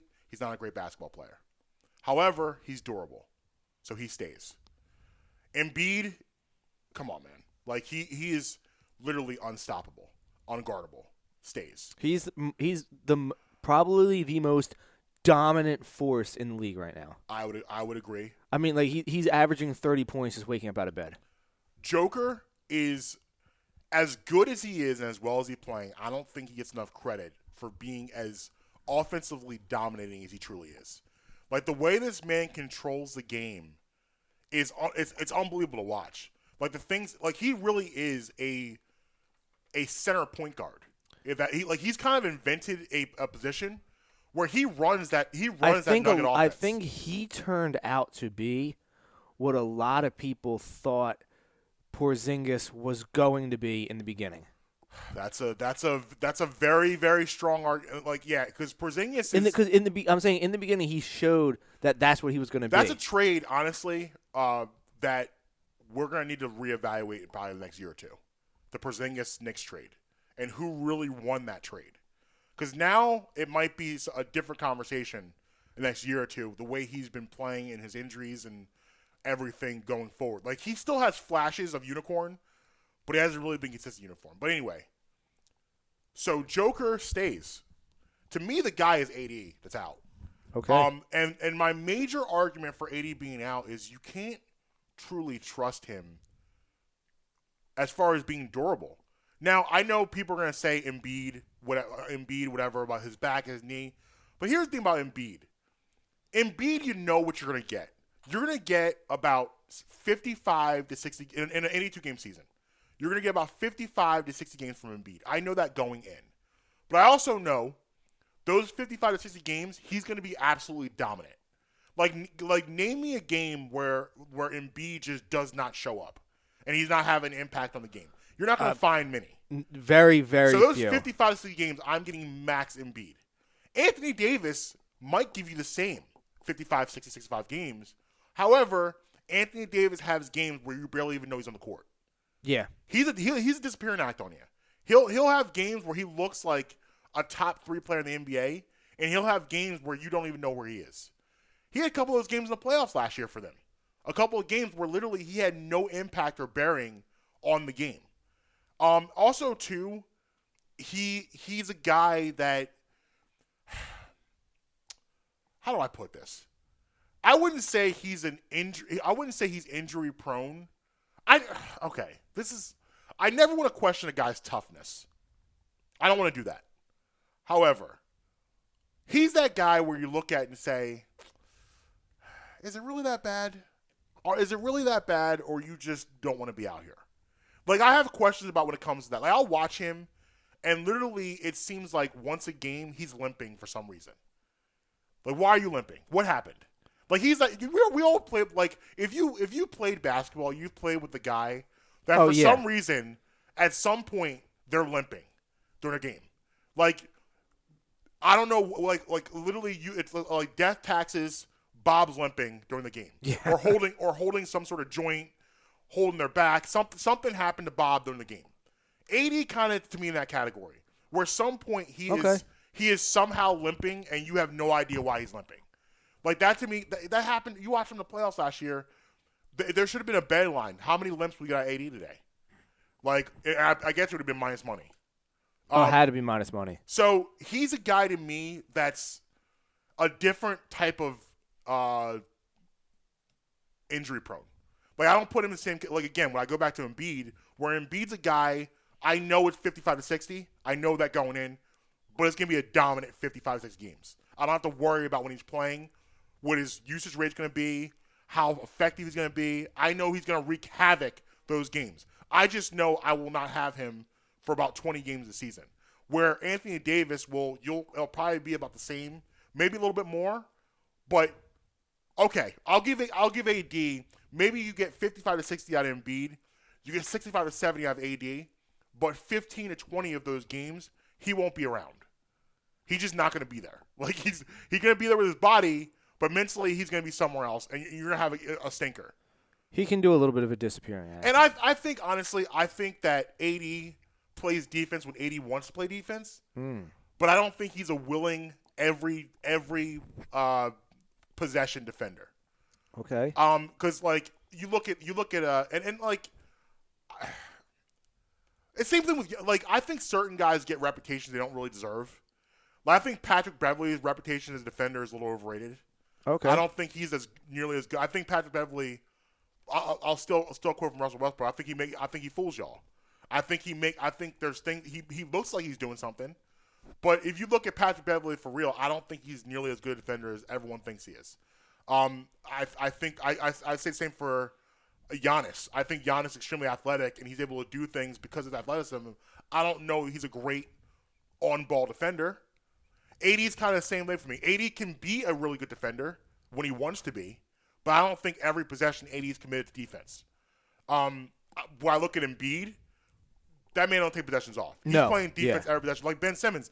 Ben Simmons called himself the best defender in the league after the Portland game, and I agree. I agree with them. He should have been Defensive Player of the Year last year. Yeah, I agree. I believe he's going to get it this year, but like the NBA, like a lot of awards are always a year late. So I think he'll get it this year. He should have had it last year. This is a makeup call for last year. But I think this year people are more inclined to see that because people are really paying more attention to him. And rightfully so. He said, listen, man, I come out here every night and I defend the best offensive player on the other side day in and day out. And it's the truth. Look what he did. Look what he did Damian Lillard. Yeah. I mean, that was remarkable, being able to do that. And he does that consistently. And he said he's right. Some guys are going to go off. Some guys are going to have their moments. It's going to happen. However, consistently, I'm here. I'm outside. That's pretty much what we were saying. And, like, I feel the same thing about Embiid. AD's the weak link in that group. He's, to me, the guy who has to go. Because I look at the rest of those three as guys that are – they show up. Like, they show up every game. Like, listen, I can say whatever I want about Giannis Antetokounmpo. I don't think he's a great basketball player, but I will say this about him. He plays hard.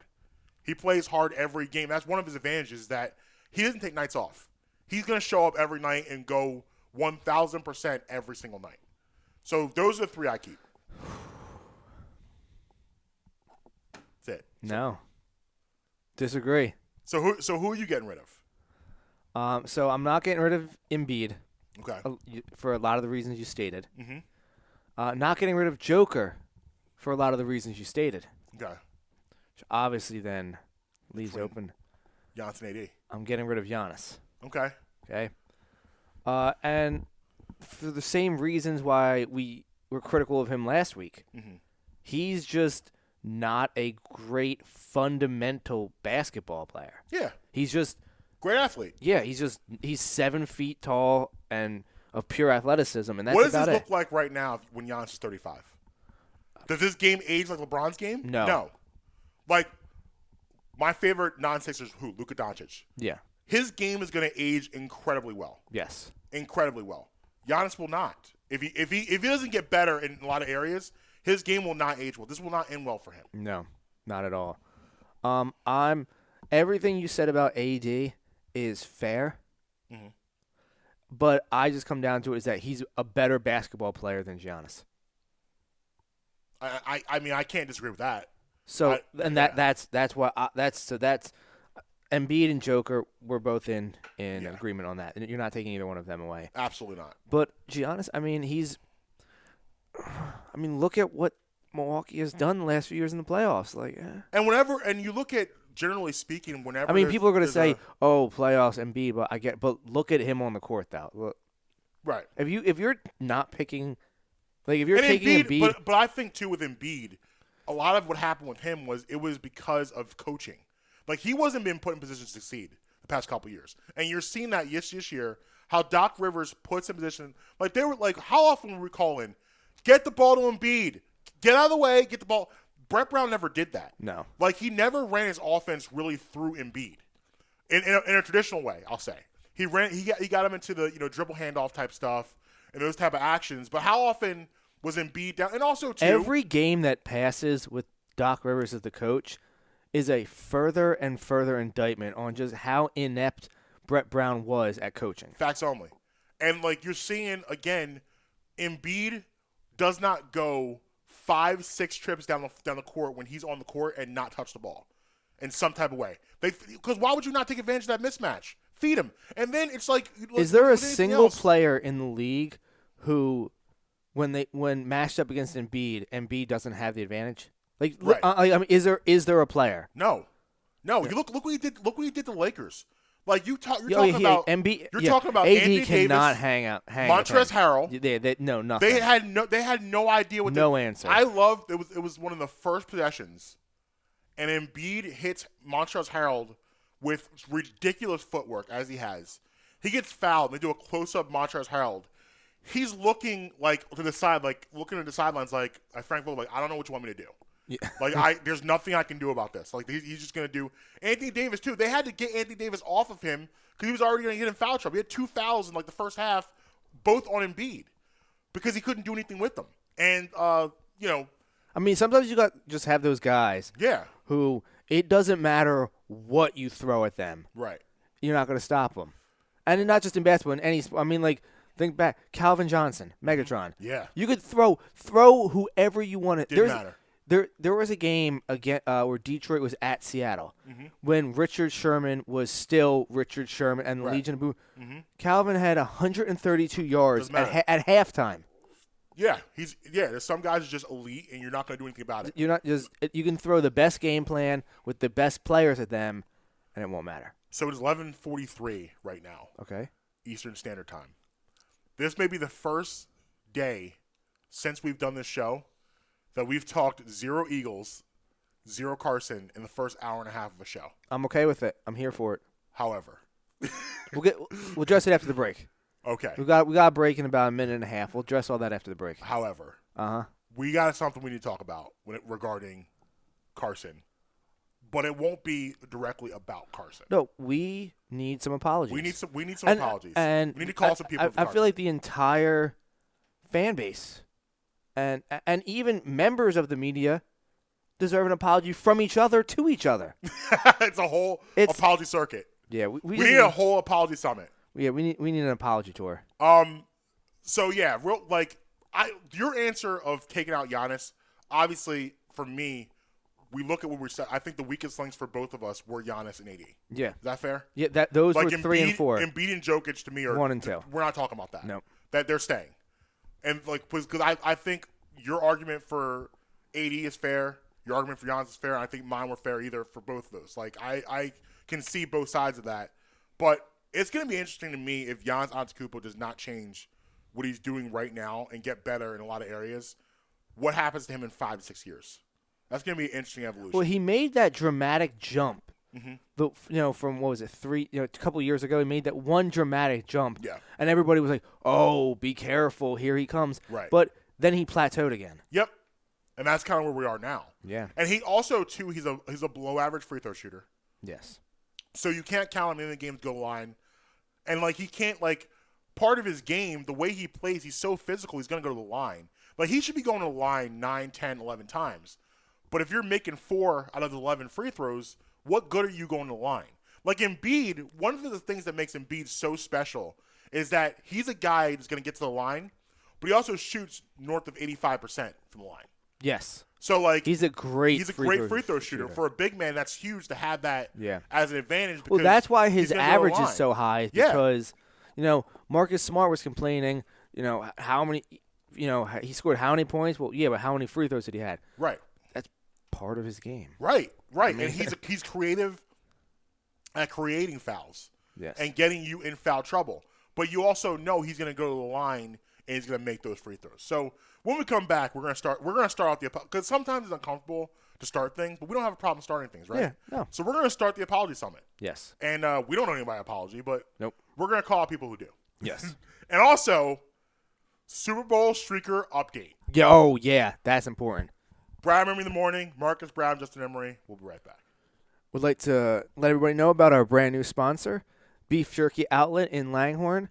if you guys want the best beef jerky around, and I'm not exaggerating when I say that, it is literally the best.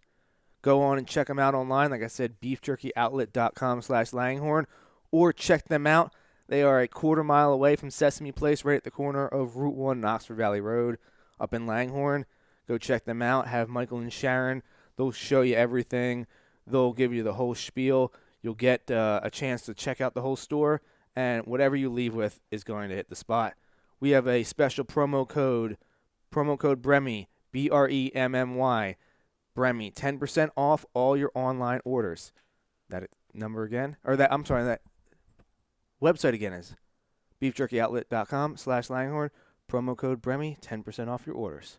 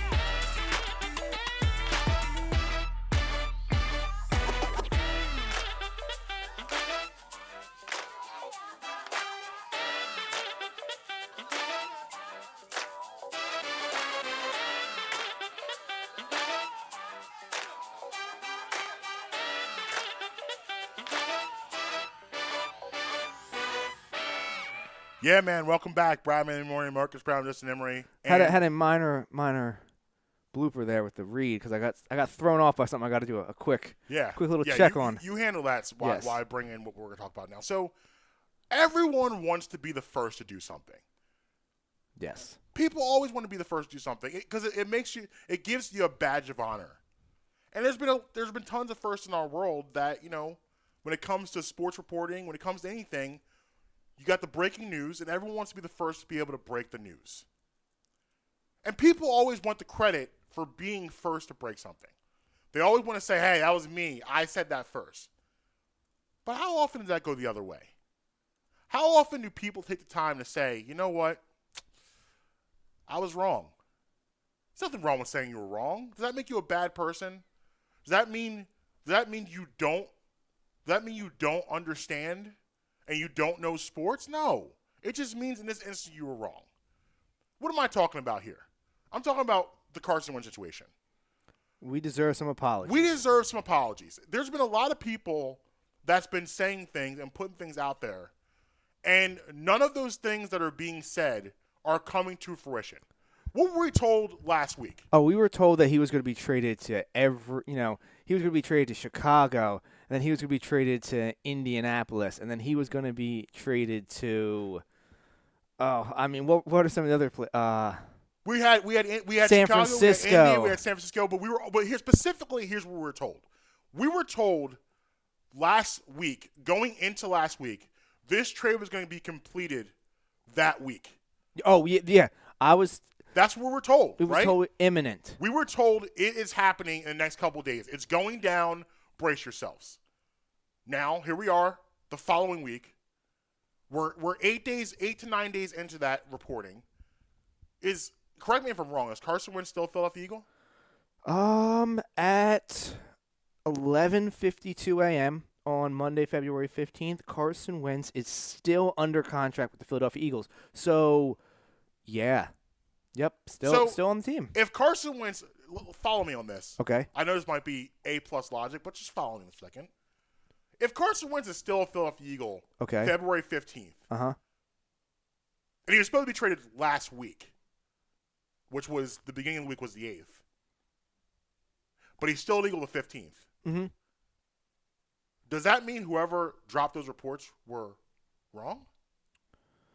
I mean, is that what that means? I mean, if you're not right, then you're wrong, because unless we live in this world of maybe where time doesn't exist, yeah, you're either right or wrong.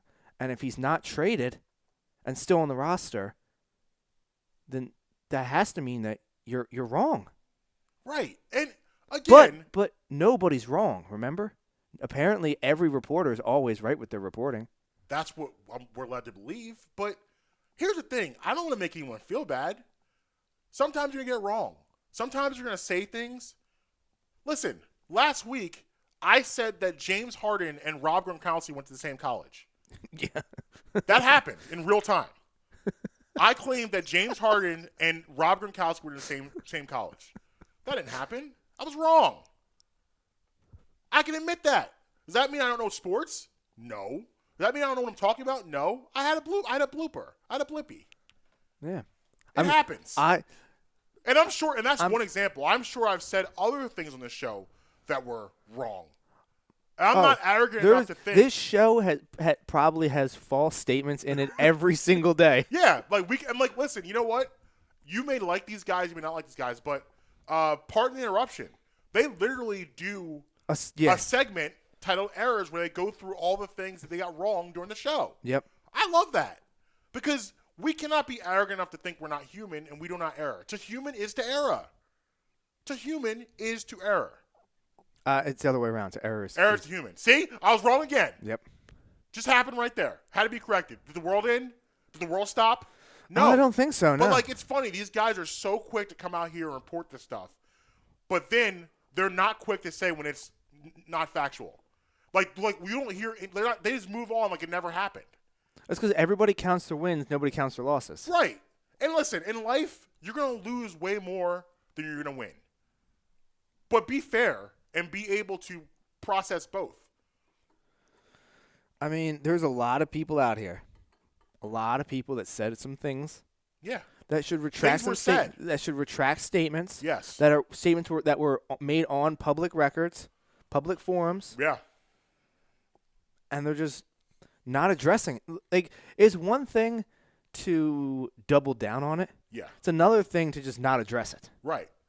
There is. I don't want to be sexist here, so I'm gonna say both. There's a man and a woman that need to be leading the apology summit. Yes. But they're the keynote speakers of the apology summit. Yes. Because they were the leads of this information. So I need them to come. I need them to come to the front of the room. Come in front of the congregation. Tell us. State your name. State what you did. It's okay. It's gonna happen. You're not we can't. This is not a field where you're gonna be 100% right all the time. It's not. Things that you have to be willing to take risk and put things out there. When was the last time that his name I just lost his name. When was the last time Brian Windhorst was correct about LeBron? Right. Maybe 2016, 2017. How about? Is he still even in that camp? Really, the reason why he's on ESPN is because of his relationship with LeBron. Well, so I mentioned him specifically because he was the reporter who covered LeBron in high school. Right. And his family felt comfortable talking to him because they, he had, covered him since he was so young. Right. And ESPN saw this as an in and brought him on board into their NBA. Yes, he annoys me. Yeah, he annoys me too. I can't stand. I hate the way he talks about sports. Like he talks like whenever if you notice with Brian Withhorst, whenever you ask him a question, he talks around the question. Yeah. It's never a complete answer. He goes around the block to get to the house instead of just driving to the house. That's fair. Which is annoying. But listen, I'm just saying. Own your bad takes. Own your bad takes. These were horrible. Like we said, and listen, we may be wrong too. If this trade does go down, it's not happening till March. Yes. It's just not. It's not happening till then. That's how we feel. We've been I'll give you that. one of my bad takes that I get killed with all the time, which actually it's starting to look like potentially maybe not that bad of a take. I said Lamar Jackson was going to fizzle out. Now, is he going to fizzle out? No, he's not going to fizzle out. He's a great player. Mm-hmm. But I mean, yeah. Well, listen, we said before about him. His throwing needs to become better in his pass. His throwing needs to become better in his running from to be successful. But I mean, like his MVP year, I wore it. I said, oh, as a rookie, he was going to be terrible. He wasn't going to do anything. I wore that. You gotta all season of his MVP campaign. You gotta put those wrong clothes on sometimes. Did it? But what I will on the other side though is on the correct side is I will continue to bang the drum on my Justin Herbert pick. Hey, bang it all on one. But see, you're balanced, though. You're banging on one side, and you're owning on the other. That's what we need. But we got a couple minutes, so I'm going to get to the Super Bowl streaker real quick. Yeah, we broke this. I don't want to say broke, but we introduced this story last week about the guy who's major update. He streaked on the field for the Super Bowl. Yeah. Put $50,000 down on, I believe it was Bovada, online sports book, that there would not be a fan on the field. Right. Update. Hit him with it. So first of all, this is a telltale story for you kids out here of keeping your mouth shut. Sometimes you got to trap up, and this is one of those times. That bet now has been voided because of the fact that too many people found out because he's out there running his mouth. So so now the bet's off the table, and all that money, which was I think it was $340,000 he won. Something in that ballpark. Something in that ballpark is now he gets zero. And he doesn't get his $50,000 back. All because he didn't trap up. I'm going to quote Nas from one of my favorite songs, To My. I want the money, up the fame. Mm-hmm. Already made history. Y'all can have that. That ain't ish to me. So people, everybody wants to be famous. Take the money. Yes. Take the money. Don't worry about the notoriety. Yes. Always take the money over the fame. Yes. Because fame's going to fleet out. Money's not.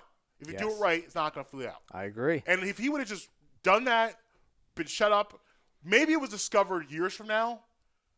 But even if he waited a year. All he had to do was get paid first. Right. All he had to do was get the money first. Because there's a different discussion because now I got to take you to court. Am I going to waste all this time taking you to court and going through litigations and all? No, I'm not going to do all that. But the fact that you didn't get paid yet and you're still running your mouth about how great you are, you're an idiot. Deserve it. You're an idiot. Deserve it. Deserve it. Listen, we're going to go ahead and get out of here. Follow me at Marcus B. Tweeting everywhere. Follow me on Twitter at Justin Emery Show. Instagram too? Yeah. Meh. I mean, if you want, but You're not going to respond. No. Brad Murray Pod everywhere. And until next time, you can be with us, you can be against us, but you're never going to stop us late.